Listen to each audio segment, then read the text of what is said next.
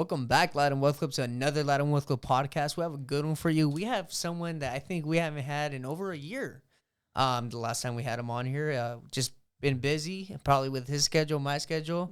I know he does a lot of business out of state, so we're gonna thank him for his time. But this is your host MP, and behind the scenes we have a little different, someone different, not AZ. We have Brian. Yo. He's gonna be subbing in for AZ right now. AZ's out of town right now. But with that being said, help me welcome my guest, Richard. What's up, man? What's going on, bro? Thanks for having me back. Appreciate it. Yeah, bro. So how you been, bro? It's been a year since the last time I seen you. How's business? How's everything for you? Yeah, man. Well, business is going good, bro. Obviously, got a couple more licenses in and stuff. And so business has been, outstanding. We were talking earlier, a lot of my business comes from Texas now, El Paso. We've been building out right there. I feel like El Paso is like an on-tap market, like a gold mine. A lot of, young working class families starting off. And so as a financial advisor, there's really no competition out there or anything. So that has been, amazing. But again, it does require having to travel to, Texas 1 week out of the month every year or every month. And it's been good, man. Is it young, like a young city? Is it really a bunch of young people just around? It's just it's ran by young leaders and everything, or? Yeah, it's I wouldn't say it's ran by young leaders, but I'll say this is that it's very common for, and it's very easy for a city for young working adults that are like married in their, early to mid 20s. It's easy for them to, basically start up a family. They could purchase a home. Yeah. They could, there's the work, it's plenty out there. And there's a lot of opportunity, and so it's a good emerging city. Right now, I think like the greater area has like, over like almost like around like 1 million people. But by the year 2030, they're planning on growing that up to like 1.7 million people, which obviously in Los Angeles, it's not that much, not comparable. But if you look in terms of percentages, that's like almost 100% growth right there within the next. It's going to double the city size. Exactly. And so there's a lot of opportunity, a lot of job creation out there.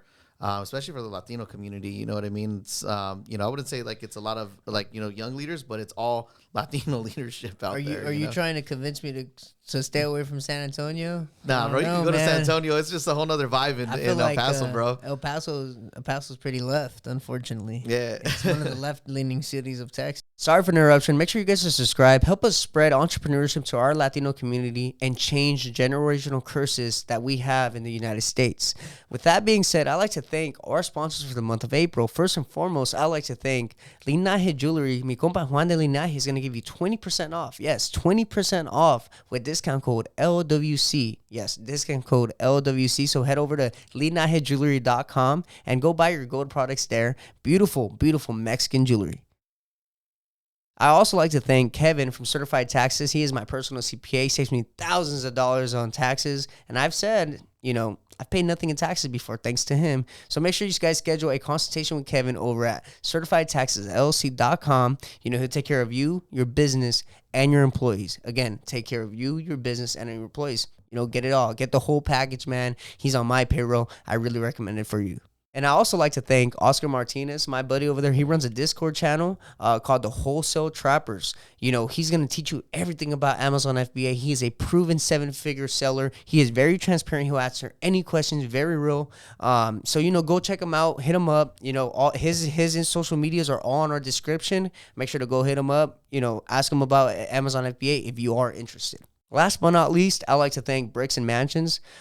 We just did an interview with him. He just dropped a new spring collection called Born to Win.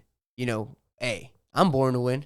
So maybe I might be rocking his stuff later this month. So make sure you guys check him out. Go to Bricks and Mansions over on Gardena. He has a shop there, and he also has a website. I think it's bricksandmansions.com. So head over there and get yourself some merch. Born to Win just dropped March 28th.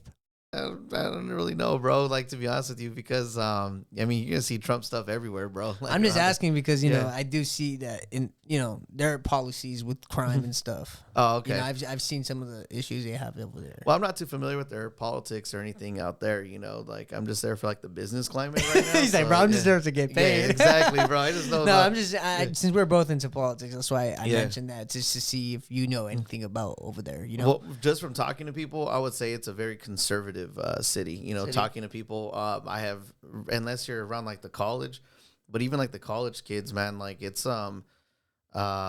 yeah, I haven't even met any like liberal college kids out there, but I would say that's like where it's more like I look at my nephew, right? For example, the guy is like ultra conservative, but he looks like you know someone he dresses the part of like a liberal. like a liberal, you know what I mean? Like if you look at him, he looks like he spanks his own ass during sex, you know what I mean? So it's like, dude, what's up? But ultra conservative kid, you know what I Yeah. mean? So yeah. That's crazy. Yeah, so I'm not too familiar with like how people vote out there. Yeah. But I do know that the vast majority, like you could wear a Trump shirt out there and people are gonna, yeah, you know what I mean. You have like, and everybody's Mexican out there, you know. So and everyone's like, you know, like yeah, Trump, this and that, you know. So Now, why did you pick El Paso out of all the other cities you could have expanded to? bro, it was an accident how I ended up in El Paso. What happened was my sister was basically she's one of my agents, but she's my worst agent, I guess you could say, my best worst agent, meaning that she doesn't like doing any of the work. She just lines up appointments for me and gets paid, and I just do the work. You know what I mean? She's just here for the residual commission. income. Exactly, that's it, right? And she's my sister. She knows like, That's fair enough, bro. That just helps you grow. exactly. So I'm not upset with it. I'm like, you know, whatever. It pays both of us, right? Well, my nephew, he was actually because she ends up moving to El Paso, and my nephew, he starts working for me. And he did a great job and everything, built a nice sized team and stuff like that. But no one I would say like we're going to build with, you know what I mean? It was just more like a bunch of youngsters like, you know, hyping up like, you know, like, yeah, we can make money doing finance and this and that, right? Okay, yeah, that's cool. There's no real leadership. Exactly. There's no real leadership. There's no one's really popping their head up. That's like, you know, oh, I'm really going to, you know, take off with this, right? Yeah. Even my nephew, I couldn't even give him the benefit of the doubt on that. Well, one day my nephew just quits out of nowhere, right? And he does it to go be a YouTube influencer, which like did it work out? I don't know. He's still influencing right now, right? You know what I mean? So, but when he quit, there was one guy. His name was Gio, and he's actually the one that stayed behind, and he took actually the opportunity very serious, you know. And I think from him, because he comes from, you know, very humble beginnings, you know what I mean? And what way? Like lower income family. He's first generation here, you know. From Mexico? Yeah, from Mexico, from Juarez, you know. And so. Just across the street, huh? Yeah, just across the street, you know. But they're two different worlds. Once you cross over, they're two different worlds, you know. But him coming in, and then not only that, his mother was taken advantage of in a life insurance policy. Dad didn't even, you know, have anything set up. Their families like traditional Mexican families like where they don't believe in the financial system or anything. We put our money under our mattress and that's it. We bury it, you know. And so he's someone that like bought into the philosophy of what we teach and, you know, all of that. And so when everybody quit, he just popped his head up and said, hey, like, you know, can I stay? Like, you know, can you train me? And I was like, yeah, you know, like I'll train you, but I kind of kept him on like the back burner, you know, because he's young and everything, and you didn't think he was gonna be serious. Exactly. And, you didn't want to waste your time or potentially waste your time. Exactly, and you're in another state. Yeah, you know, it's like, bro, come on. Yeah, exactly. So, but so were you kind of like, bro, leave me alone? Not really. At one point? No, not really. But I was like, I kind of just kept them at a distance. Like I really didn't. The 80-20 rule. You know, you're gonna invest 80% of your time with 20% of your people. 20% of your time with 80% of your people, right? Yeah. He was part of the 80% at the time. But then when I noticed he wasn't missing meetings and he was, accountable, his numbers were in the toilet, but it wasn't about that. You know what I mean? He was just showing the most potential. He's been consistent. Exactly. And when you're consistent. So I started working with him and I was like, oh, you really want to do this shit. You know what I mean? And so we just started building up. And we built a nice size organization out there. Guy's licensing is getting big. He's about to become a broker in the next, 4 to 6 months. But not only is he going to become a broker, but we also have, 3 other people that are lined up right after him. So, it's just, immense growth right now in El Paso itself.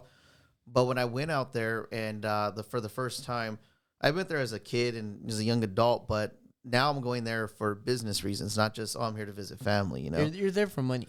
Exactly. Now I'm there for money, and I want to look at like the financial status of everything, and I want to see like if there's really opportunity there. Now, Fred Loya Insurance, you're familiar with that, right? Auto insurance. Isn't that cheap? Like Chafa mix. Yeah, and so, but his like their insurance is everywhere, Yeah. Well, he's actually from. He targets the Latino community. Yeah, I feel like. Yeah, and he's from El Paso, and like literally every school, everything has Fred Loya's name on it. Like you can't go anywhere without Fred Loya's. Oh, he's well known. Oh, very well known. You can even go to his house, and he's like in the open. Like the guy's like, dude, if he ran for like mayor of like El Paso, he'd probably just win in a landslide. Everybody loves Fred Loya, right? And if you go around their insurance agencies, right? I'm not gonna lie, man. It's like he just finds like it's either these women are gonna go work for Fred Loya or they're going to like OnlyFans or some shit like that, bro. Because it's like the women that he hires. He has a great strategy when it comes to like recruiting and stuff, But we were driving around, and there's nothing but insurance companies and tax preparation. There's no like life insurance. There's not just like no estate planning. Exactly. There's no estate planning. There's no like you're not going to see an Edward Jones out there. You know what I mean? Now I'm pretty sure there's an office out there, but it's not like out here where you're going to see like Edward Jones and Charles Schwab and all these companies. Like you go to Upland and you see financial and investment firms everywhere. You have Fidelity right there in Rancho.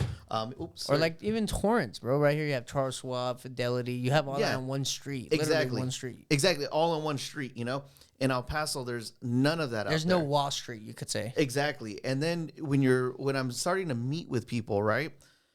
And I'm doing appointments, and these are just like with teachers, with cops, people that work in the, like public service, and then 9 to 5s. Yeah, exactly. 9 to 5 people. Matrix. Exactly.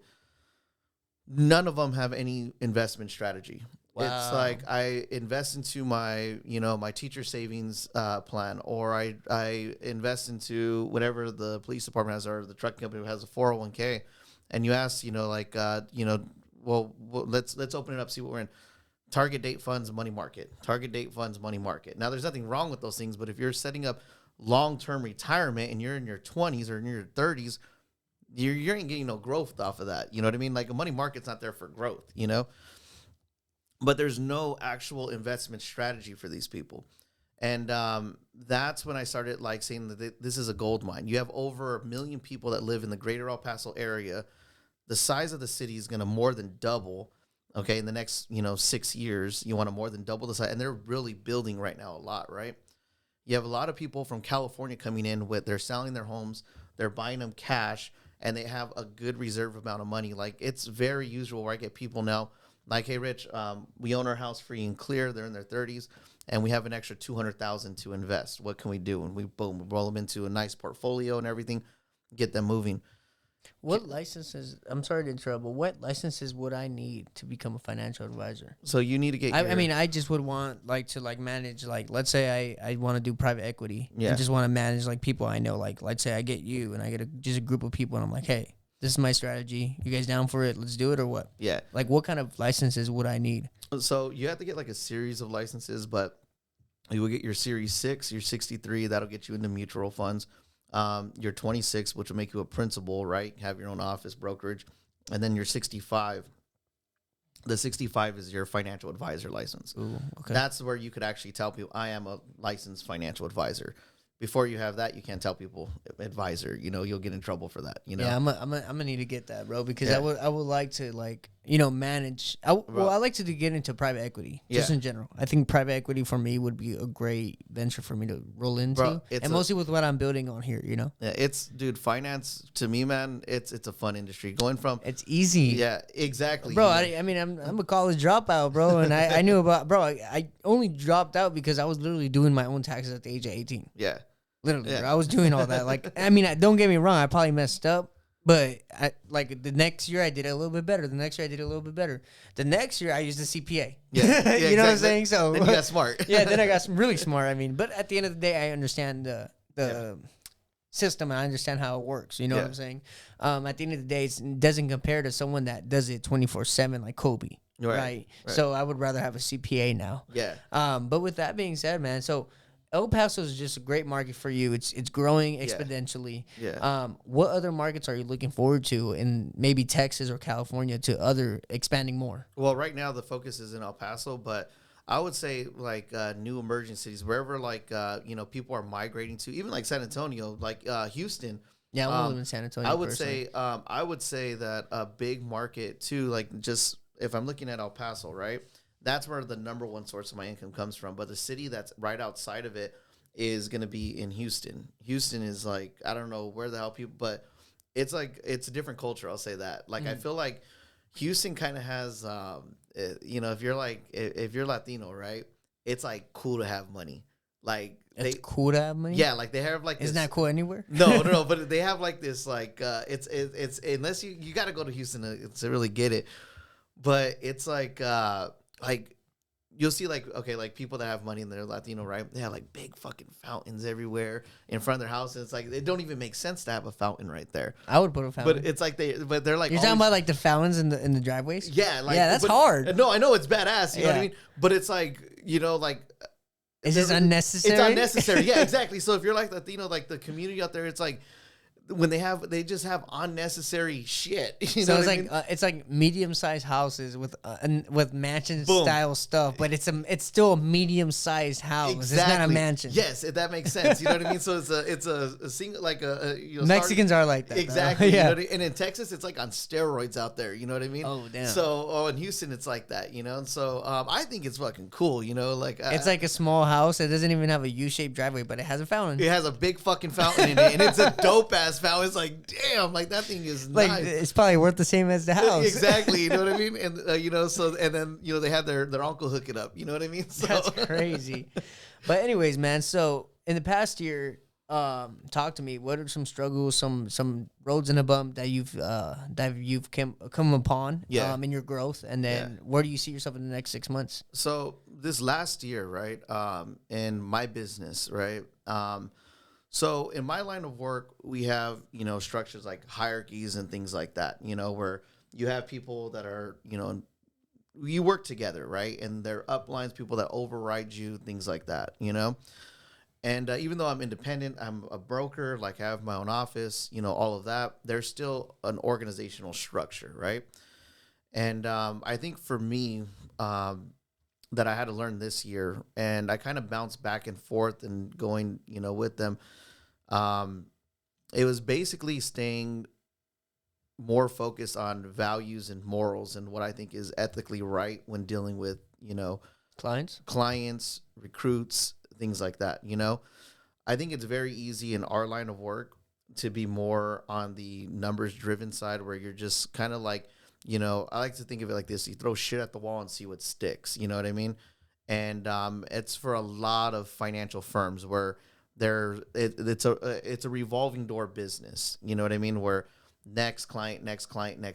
But as fast as they're coming in, they're also leaving just as fast, right? They're canceling plans and exactly. stuff? You're canceling policies. You're losing clients and everything. So how does that work out? You get paid for that policy, and then when they cancel it, what happens? You get chargebacks if they don't last within like the year, but and it's not a sustainable style business. You know what I mean? Yeah, if you're doing you it want like that. people to stay long term. You right. want, I mean, at least in my perspective, I would want a financial advisor that I could build a relationship based off of that I could call at any time. You know what I'm saying?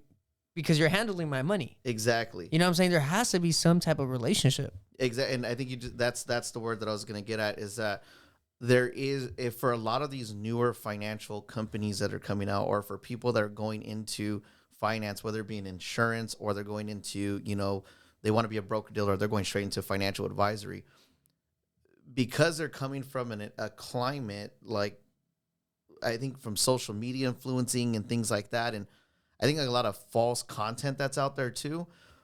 Everything is transactional. There's no relationship. You see what I mean?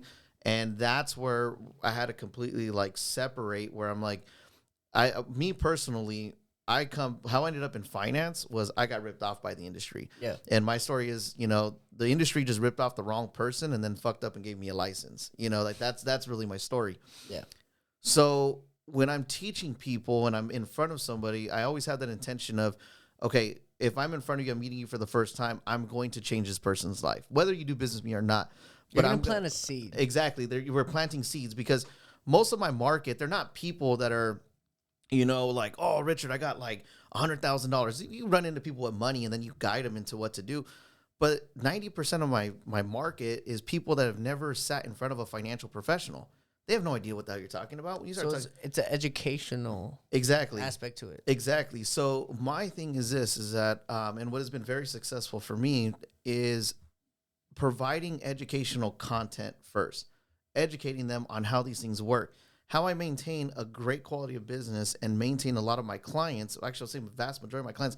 How do you maintain them? Is because when you call them, they could explain to you why I have this life insurance. How long do I have it? When do I not need it? Yeah. How much I'm projected to have at retirement, worst case scenario. So you had a problem with your higher ups not wanting that? No, it's more of like we're chasing numbers. You know what I mean? The mentality is it's more of like the numbers game. You know what I mean? So you weren't meeting numbers or something, or what? No, it's not that at all. It's just a mentality of like more and more numbers. But if you don't have the capacity or like the people that are qualified to train like that or to do that load, you're gonna have a crashing business. You know what I mean? You can do numbers all fucking day. Yeah. You know what I mean? I can come up with like the coolest sales tactic to get you to buy insurance all day, or to even recruit you. I could do like the best type of thing, but it's not sustainable. I'm not building an actual organization. Yeah. You know what I mean? So my thing was taking more of like a slower approach. And it's funny, I actually went into my military training, and like how I was as a leader in the Army, to kind of like relate it to the business. And it's been very, very effective. You know what I mean? In the Army, I was never like a sergeant that had to, raise their voice or yell. Like the ones you see on TV, never had that. But I didn't have that type of leadership either. I had great leaders that mentored me and walked me through the development of your soldiers, Same thing with these guys. I have a guy in El Paso, in another state, that I'm training and developing in a whole organization out there. And the guy is literally 21 years old. You know what I mean? I'm molding a kid into a financial professional. I can't expect this guy to take off. Are they taking him serious? Oh yeah, they are, dude. He's branding himself that way. You know what I mean? But think of this though. We can't just say that this guy's gonna take the opportunity and just he got that natural gift to gab. You don't recruit fucking talent. You make talent. You have to take your time and develop them and everything, right? And that's what I think is lacking in the financial industry, is that you have all these people that are you're recruiting, but you're recruiting for numbers' sake, not for the development part of it, because there's all these people that are out there and they're giving out bad information. That's the problem, you see? And I don't like that, whether it be in, if you're teaching the same philosophy as me or if you're in another company or not. The thing is that if you're teaching bad financial concepts or you're not taking your time, ultimately what you're doing, you could actually hurt people's finances if you're not taking your time. Yeah. Or if you give them the wrong advice, you can definitely hurt them. I'm just not with that. You know what I mean? Yeah. I'd rather just make sure that my people know what they're doing, and things like that. And, what's funny is I found more, it's more fulfilling work on my end. It's a slower route, to get to like the end result. But the good thing is it's a more sure route. I like that. You know what I mean? I feel like taking that slow approach and building that relationship, bro, is really what's gonna keep you in business. Yeah. You know what I'm saying? Like 20 years from now, who knows if they're gonna know those organizations, right? Exactly. Yours is gonna be a household name. Exactly. So anytime, let's say your client, right, is now 40. I mean, no, now 40, 60. Yeah. His daughter is about to get married. They're about to have kids. Mm-hmm. Dad, who should I call to get my finances right? Oh, you need to call Richard. Boom. Actually, or call his office. Well, if done correctly, you know what I'm saying? Like what I'm saying is like you're gonna get generations worth of customers doing it the way you're doing it. Exactly. And if done correctly, that kid was but the moment he was born, he was already my client. You know that's what I mean? That's a conservative way of viewing business. Exactly. That's something where it's like we're not for volume. Right, yeah. Not quantity, it's quality. Exactly. I like that approach. And that was the shift, and I'm a lot happier with that, with that approach and everything. And it's less stress, you know what I mean? Because you don't have to wake up one day and wondering, why am I going to get paid? You know what I mean? Because half my business just blew out, Yeah. from the month prior.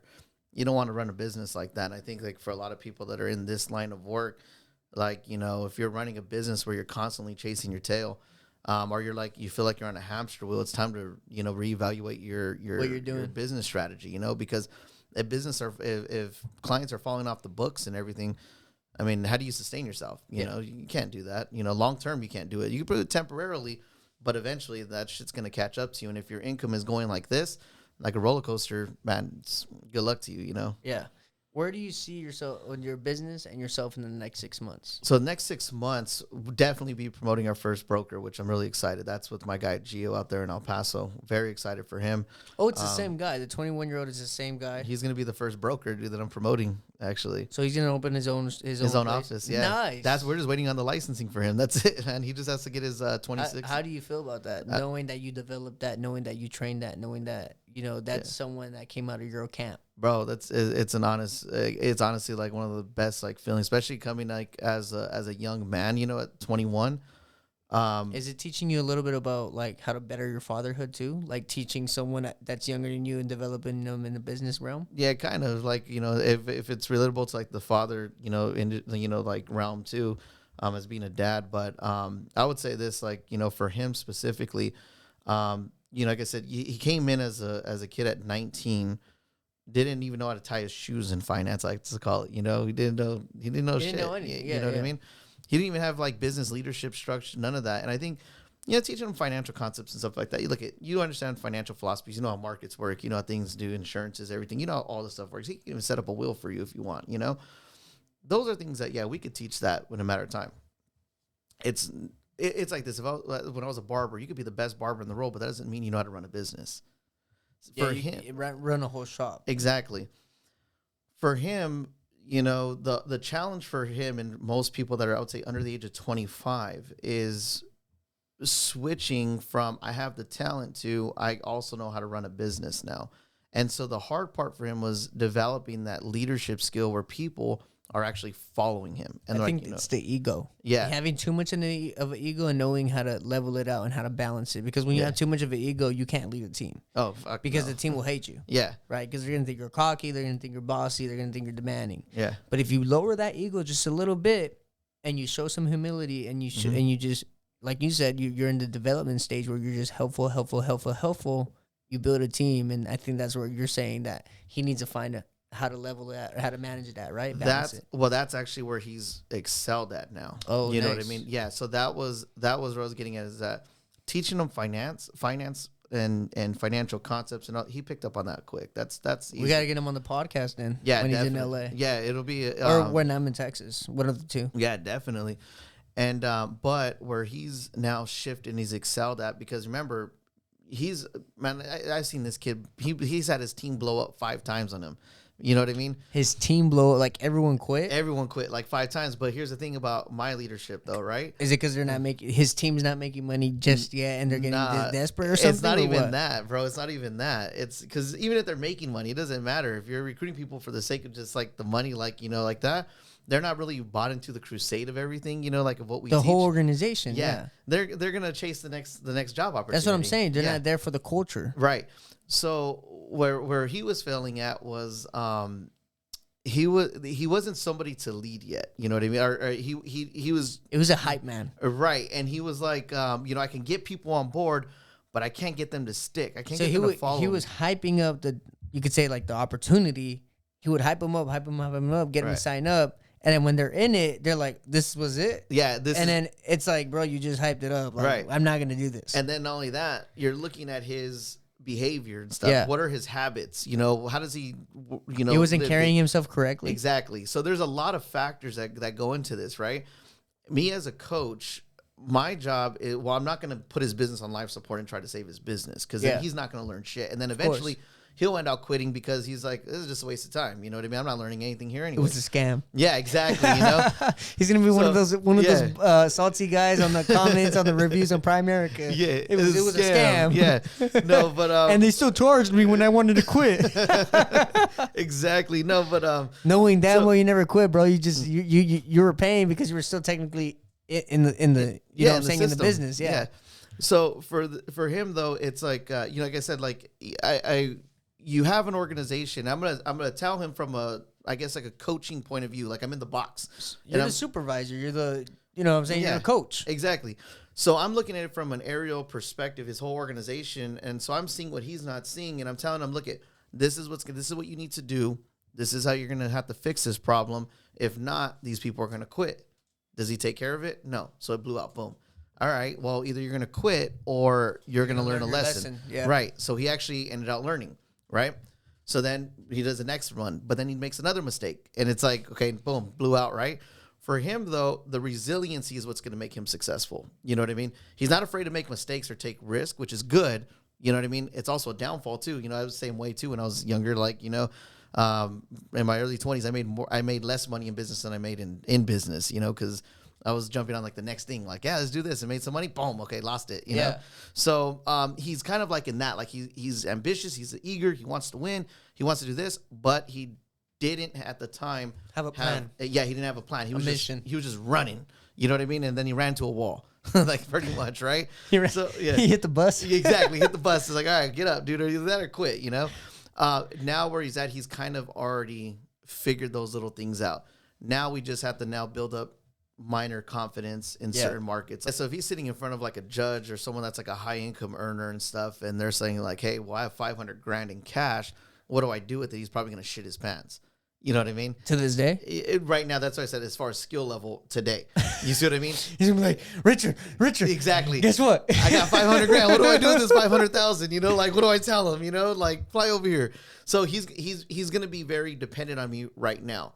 But that's what we're focusing now, is developing that confidence to where when he can fly off the nest. Yeah, exactly. Now he's going to be at a point in 6 months where he could sit in front of anybody and know exactly what to do. And his confidence level will be up there to say, look, these are the partners that I work with.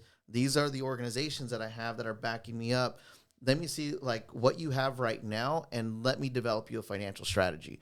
And then he could actually create that, articulate it, and have the confidence to back it up. Because the truth is that, you have someone that's investing, let's say $100, $500, even $1,000, right? It's not really that much money. But when you have someone that's coming up with a $500,000, they're going to invest $10,000 a month. That's a whole nother. Oh yeah. Not only that, but that type of person. Yeah. The type of person you're going to be dealing with. Yeah. It's going to be a lot harder than the $100, $200. Exactly, because they're going to analyze everything. Because they're going to want to detail, bro. It's $500,000.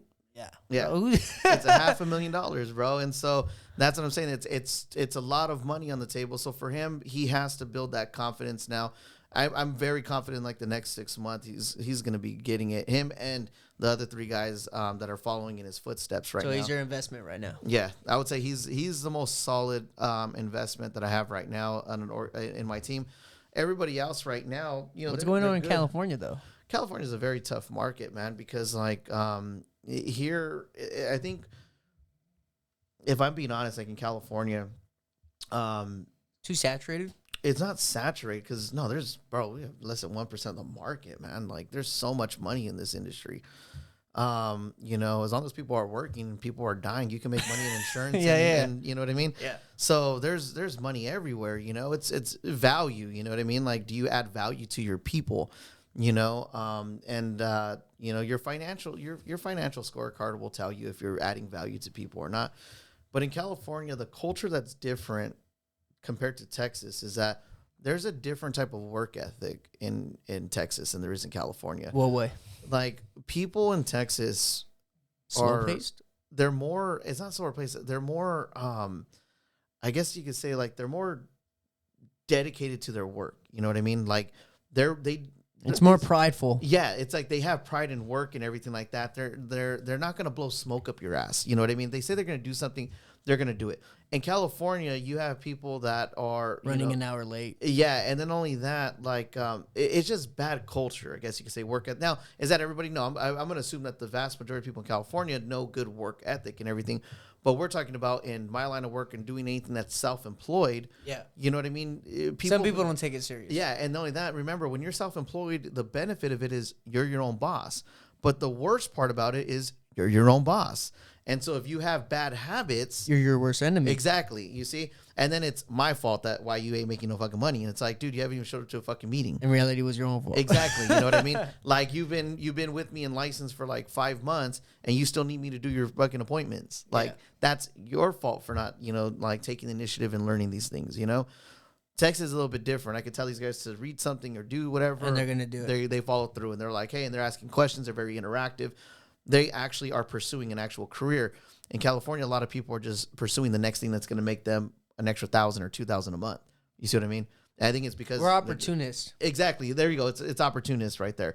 They're looking for the next big thing, and that's the difference in the culture and the mentality. Yeah. So I think that's what's allowing you to grow exponentially over there. Then. Exactly. Nice. Yeah. So, but after El Paso, is there any other city you're eyeing, or nah, not really. Just right now focus on El Paso That's and it, continue growing there? Yeah. Nice. Like I have a team so out you're just trying to double down and just trying to really milk the cow until there's no more milk. Yeah, but there's a gang of milk. Of course, but you know what I mean. Yeah. Like you're gonna be milking that cow for a very long time. Exactly. Nice. You see, so Why don't you just move out there? Dude, I have kids. Oh, true. I forgot. Yeah, I'm moving out there. Yeah, you got to be close and nearby them. But do you eventually ever plan on going to out Texas? there? Yeah. Nah, not El Paso, bro. Like I want too a house. hot? Yeah, it's too hot, man. Like I love the desert and everything, and you already know I like partying in Juarez and stuff. Like I seen that. I don't even know Spanish, bro, and I love Juarez, bro. It's fun, man. It's like the Wild West, bro. But I think that's. And they accept you? Huh? Yeah, bro. As long as you have money, you're good, dude. So you're good out there, They just want your business, But it's but it's safe, dude. Like, well, for me, like, bro, again, you're saying that as a man, bro. But then again, you gotta remember, bro. That's like the number one spot where women get disappeared. I know, dude. But you know what's funny though, bro? I even I had this conversation too. I think it's probably the military that got me like that because dude, even you go to Baghdad or Mosul or something like that, I felt safe walking the city. You know what I mean? So what is probably just bro, the road is safe for a man. Yeah. You know what I'm saying? I'm not trying to be a liberal right now, but all I'm saying is bro, Juarez is just known for women being disappeared and never being found again. Well, that's to say, if I was a woman, I definitely wouldn't be in Juarez, bro. Bro, you do not want to be in Juarez. Yeah. Plus, Juarez, I think as long as you mind your business, you're good. Yeah. Just mind your business, bro. Don't get into some shit that has nothing to do with you. I think that's just like anything, bro. You go to TJ or any the border towns, it's the same thing. Or even if you go to some ghetto spot in LA, bro, just mind your business. As long as you don't mind nobody, you're good. Exactly. You know what I'm saying? But anyways, to end this podcast, is there anything you wanna leave the audience with? Nah, man. Well, me specifically, obviously I teach finance and financial literacy and coaching and stuff. Oh, you know what's funny, man? What? I'm actually getting an award next week from Congress. The high school I teach at. I've been teaching there for free for 10 years. I didn't know that. I hit my 10th year of teaching for free at Ontario High School. Chaffee High School. Chaffee High School. I've been teaching there for free. I thought it was Chaffee. Yeah, man. I just found out I'm getting an award, and wow. Norma Torres, my congresswoman, this is the second award she's ever to give me, right? And she hates my guts, dude. I love it, man. And I'm really excited. Democrat. Oh yeah, hardcore liberal. You know what I mean? And our offices used to be right next to each other. What could you say about a conservative teaching for 10 years for free? I know. Completely dude. for free? For free, dude. Yeah, we actually created the class program, it was an entrepreneur class that we did, then we switched and evolved it to entrepreneurship and financial education. Let's make a book. Yeah, no, dude, I really want to start. Let's make a book for the younger generation. We could probably do a Latin Wealth Club, Richard Roybal book. We could present it. We could present it for you or something. Yeah, I'm down. Let's do something like that because I do eventually want to take out a book as well for the 60-day program, mental toughness type thing. Oh, that'd be dope. Really getting your mind right. Yeah. Because right now, I'm really not working out. I'm just kind of eating shitty too, and just letting myself go, so that way I could do it again. Mm-hmm. But really document my thoughts, my feelings, what I'm going through, so that way I could eventually get that in a book. Bro, that'd be bad. You know what I'm saying? But I also want to do collaborations with other Hispanic, entrepreneurs, to where we could just make a whole organization, so that way we can inspire future Latino entrepreneurs and stuff like that. Yeah, because I would want, for there to be young entrepreneurs to be just go on Latin Wealth Club. You can learn a lot from there. I think for us, right, if I'm speaking for the Latino community and everything too, bro, we need a cultural shift. You know what I mean? A big cultural shift in terms of we're too conservative, bro. Yeah. We're too conservative when it comes to finances. Culturally, we're conservative and all that, but what I'm saying is financial. We're too closed-minded. It's okay to be closed-minded, but not too closed-minded. There's there's stuff where it's like, bro, just sit down and listen. Yeah. Just listen to me, and if it makes sense, then you know what I'm saying, you make your decision. Yeah, man. Like, for what I've seen too, right? That's why I love I think I learned a lot like in the El Paso market a lot, especially with the Latino community, because coming from like the first generation, very close-minded, because again, the culture is we keep everything under the mattress, things like that, For the younger generation, because I think they've seen how their parents are growing up, and man, like they work, but what do they have? Nothing. You know what I mean? We work. They're getting into assets. Exactly. They want their money to move. They're more capitalist, I guess you could say. Yeah. They're like, I want my money to work for me too. They're more open-minded to seeing, okay, my 9 to 5, I pays my bills. My 5 to 9 is going to build my future, and then I'm also going to have my money working for me too. And they're looking for other areas to, invest their money. We need that at a higher rate, like where people are thinking that way, because our culture is work. Well, and that's why you're creating Latin Wealth Club. Yeah, and we work to exhaustion. You know what I mean? Facts. We look at like my grandfather. He worked until he couldn't work no more. Dude, my grandfather worked, and that same day he got home, he had a heart attack and died. Shit. So, You know what I mean?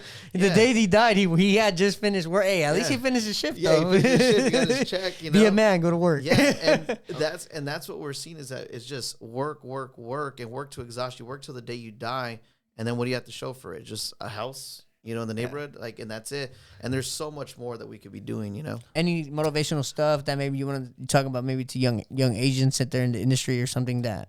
Yeah, man, just, keep sharpening your skills. If you're in the financial industry and you're a young agent, sharpen your skills. Get as many licenses as you can that are within your realm, your industry, and just add more value to your clients. You want to be successful here. It's about the value that you bring to the table. And if you're bringing shit value to people, then you're going to get eaten up. You know what I mean? Quality over quantity. Exactly. So with that being said, yes, we're here to change the Latino community, and we want to see that change, right? So if you guys are interested in learning some more financial vehicles that could get your money working for you, make sure you guys go over to Richard's Instagram, which will be in the description. Hit him up, and he can answer any questions, or if you're interested in getting in the industry, you can talk to him too. Yeah, definitely. And, for your viewers and everything too, the financial blueprints. And if you want to set up like any investment strategies or anything, we'll build like a financial blueprint for them entirely free and everything as well. Sounds good, man. But with that being said, stay dedicated, stay motivated, all money and no money out. And we'll see you on the next one, Latin Wealth Club. Don't be a little bitch. Awesome. Cool. Yeah, now we try to...